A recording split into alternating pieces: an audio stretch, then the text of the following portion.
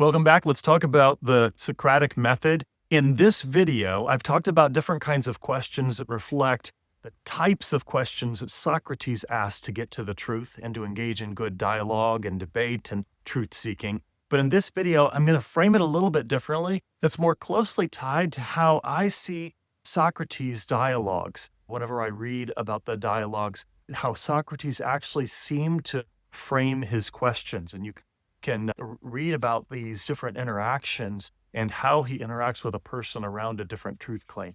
And it's a series of 5. And for a mnemonic, they all start with an R. Not that's how Socrates necessarily did it, but that's how I'm going to approach it in this video. And I've heard and seen and read other people representing it in a similar way. Now, remember that Socrates largely led through questioning, asking thought-provoking, probing questions. And as I've said in other videos, I believe that questions are the shovel that you use to dig your way to the treasures of truth. And if you learn to ask good questions, you learn to use that shovel or those questions well, you can discover truth more quickly and be more confident in what you've discovered.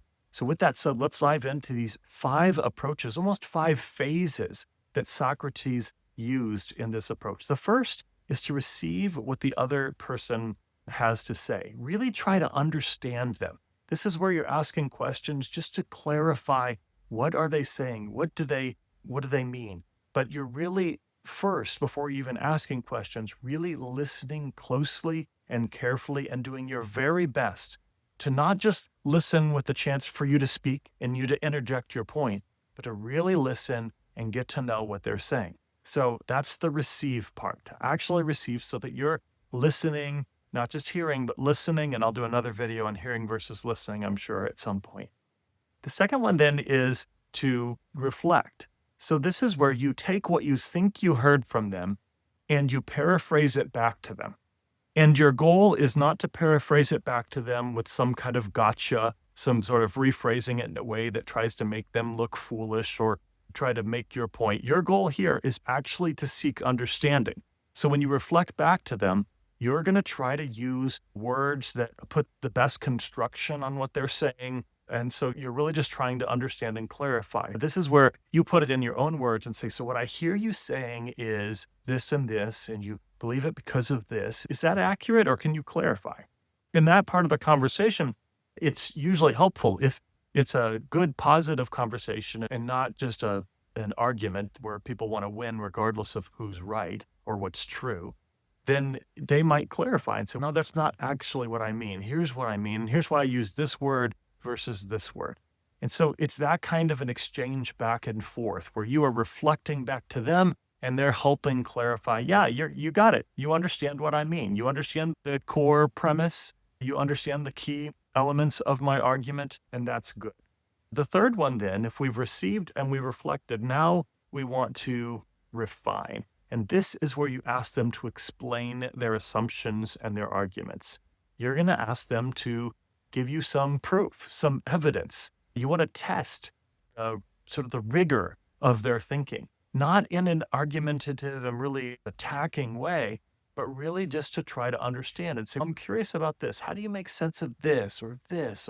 And you look at it from different angles and you're approaching it from a posture of curiosity, not trying to win or be victorious. But you are indeed trying to refine and really get to the bottom of the matter. Because what happens usually when you're discussing any topic is that people have thought really clearly about some aspects of the subject, but not all of them.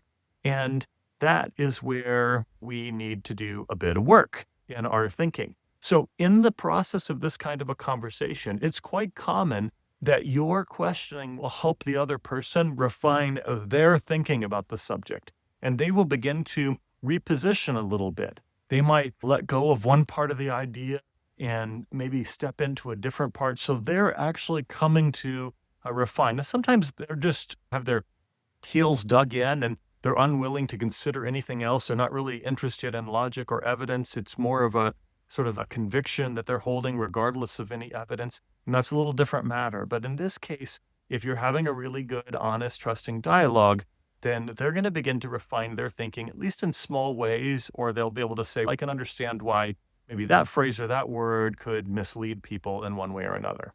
So you get the idea. Now, once you've done that, you've received, you've reflected, you've refined. Now you want to get them to restate their position.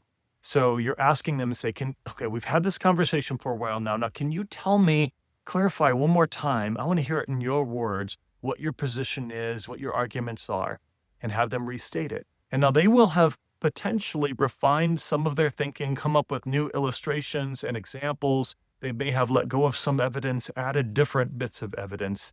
And that's where you come to the fifth level, which is repeat, because now you're actually having a potentially new conversation. And you go through this cycle again. And the more you do it and you have this conversation, the closer you get to using Socratic dialogue to discover something that you didn't understand before, and maybe to help that other person help them discover something they didn't understand before.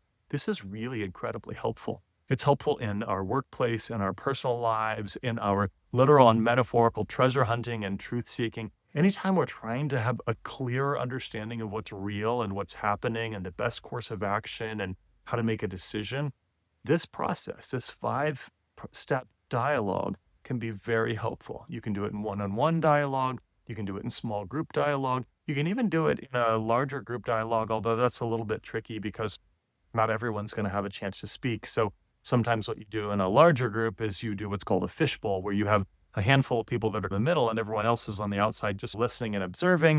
And then at some point, the people in the middle circle can step out and the others can come back in. You can use it in a lot of different environments. As I said at the beginning of this video, and I've said in other videos about asking questions as well, I truly believe that learning the art of questioning is like developing skill with a shovel that allows you to dig your way to the treasures of truth that are around us. So I hope you find this useful. I look forward to your comments.